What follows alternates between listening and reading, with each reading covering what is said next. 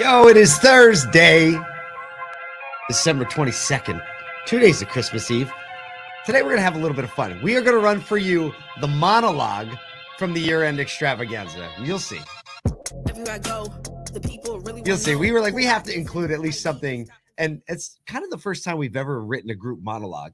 Yeah. Right. So it was you and me and Chris Reeves, our head writer, and Michael Cirillo jumped in. And so it's kind of like this culmination of like, let's think together on what we can deliver of value in a monologue style, which was a lot of fun. And I want to do it again. I think we need a second crack at this. It was, yeah. I think, and also like we're not the typical jokesters. So like we had a little loosening up to do with our timing. We are the typical jokesters. If you're ever when the mic isn't on, it's kind of all we do. Right. That's all we do. So, but it was interesting, like reading the prompter. To like set it up. Yeah, exactly. And like flip the mic. And so we have a little fun with the industry. We poke a little fun at a few people we know can take it.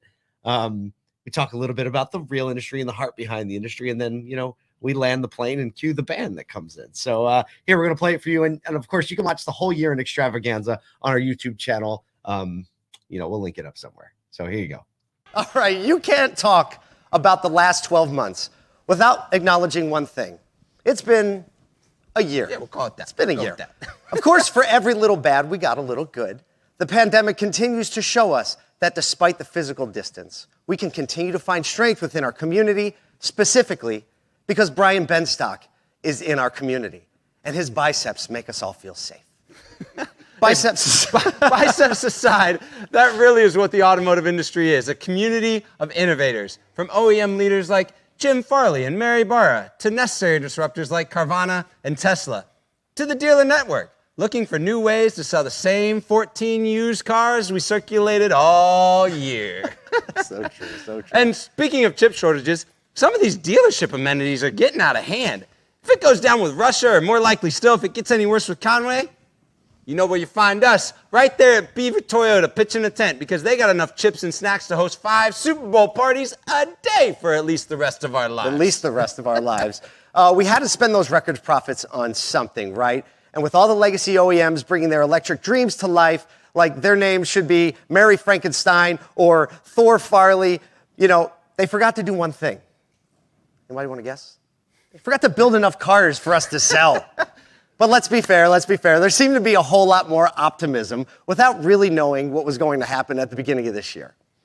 It's easy to forget there was metaverse chatter. Remember that. And crypto craze was a fever pitch. I mean, goodness, Brian Kramer was out here sleeping in an Oculus every night, and Bob Lanham was only 2 signatures away from changing his name to Meta Bob. Believe it or not, there were even crypto exchange founders that weren't in handcuffs at the beginning of the year. Really? Yeah. Well, it's hard to find these days. But did you know who legally did change their name in 2022? Who's that? Facebook. CEO Mark Zuckerberg went all in on his first idea since launching MySpace Part 2. He launched the metaverse. But even great ideas like digital beach parties can't make every quarter a good one. Facebook had its first ever user drop in Q1, but they weren't alone. Netflix, who had our backs in the worst of lockdowns, pulled the password sharing rug out from under us. Kyle, you can't share my password anymore.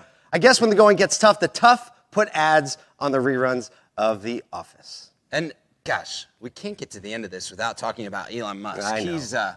He's also had a bit of a year. He's had a year. You have a man we can all thank for making digital payments mainstream. PayPal. He's out here launching rockets, headed for Mars, bringing the world high-speed satellite internet, sets the bar for electrification production, selling a ridiculous amount of Teslas at margins, let's be honest, dealers would love to get their hands on. 8 times the average. Turns out nobody can disrupt the disruptor like the disruptor himself.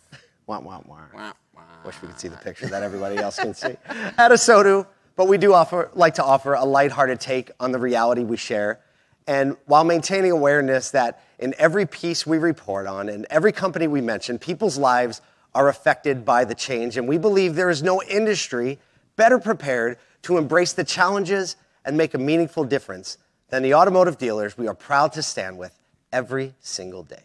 Yeah, because the reality is innovative dealers are always willing to disrupt. Take apart what worked yesterday and put it all back together to serve people today and tomorrow. When the pandemic locked us down, local dealers kept us moving. As big corporations are laying people off, dealers are creating and sustaining jobs. And with the uncertainty of things like inflation, interest rates, and the supply chain, dealers are driving their roots deeper by blessing their associates, caring for their communities, and providing stability for people across this nation. That's right. How can we not clap for that? Let's go. We can clap for that. Well, ladies and gentlemen, we have a great show planned for you. So let's hear it one more time for Al Kutri and the Troublemakers. Let's go. Christmas will be a very special Christmas for me. Yeah. Take a hand,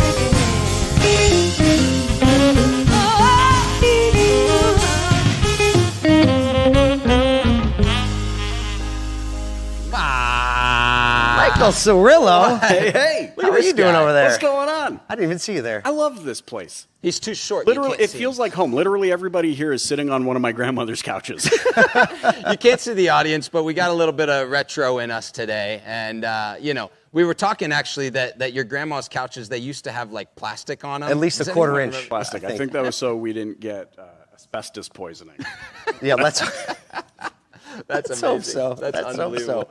Gosh, we really have had quite a year. We walked through some of that stuff just a second ago, and yes, we poked fun, but it has been quite a year. Record profits and crazy stuff with technology, and we've been up and down with metaverse and crypto, and like all that is ancient history at this point. Feels like it. It feels like It really does feel like it. It's amazing when you think we were looking at some of the news headlines from back in 2017, and the headlines were literally reading that by 2022, no one will be owning their own vehicle anymore. That's wild. For those of you who have been in the industry a while, remember those NADAs? Remember those instances where people were saying it's about cost per mile, not monthly payment, and everything seemed like autonomous vehicles were going to be whisking us around. Well, here we are in 2022, and there's not a single one to be found, really. Not really. Really. Yeah. And so this year, there have been a lot of predictions around the year 2030. So what we decided is that we would make a list of the most popular predictions in 2030 and share them with you.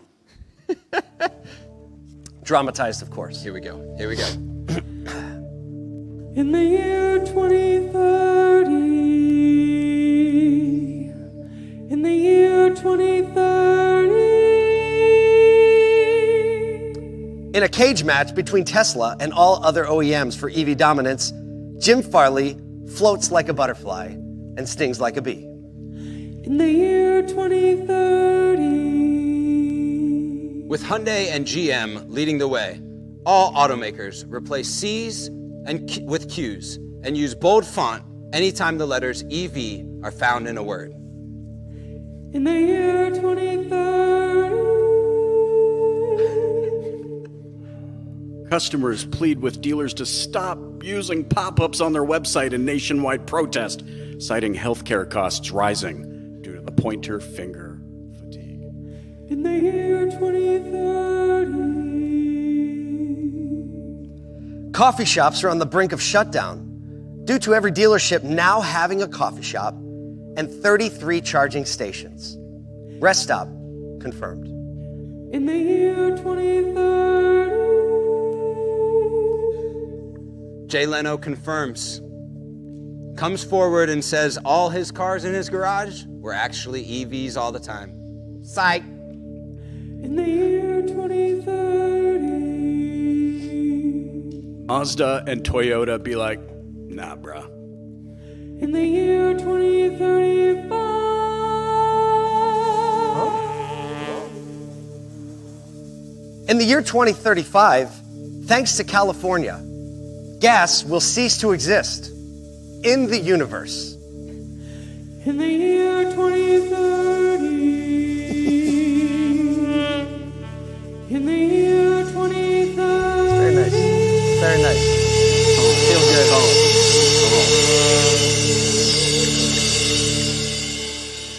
Ah, Paul, that was fun. If you didn't get all the jokes, you just got to go read all the news from the last year. And if for some reason Or look we at failed Brian you- Benstock's Instagram account. Yes, exactly. Look at Brian Benz. Search Elon. Search the year 2030. Yeah. Or what are you even doing if you don't get any of those jokes? Exactly. So yeah. So there's a whole bunch of fun there. Thanks for checking it out, and we promise we're gonna do something like that again. So you'll Yeah, we probably are. see it. We hope that you can come out because we're gonna do a lot of shows around the country this year. And so really stay tuned. If you're not on our email list, go to asotu.com, sign up. It'll take you 3 seconds and you'll get a real fun email every day. And you'll know like when we're bringing the show to your town and like how you can be a part of this. Well, that's all. That's what we got for today. Hey, thanks for taking a listen. We hope you have a wonderful day. Only a few more days to Christmas. And hey, then it's the last week of the year. And that is a fun week for auto.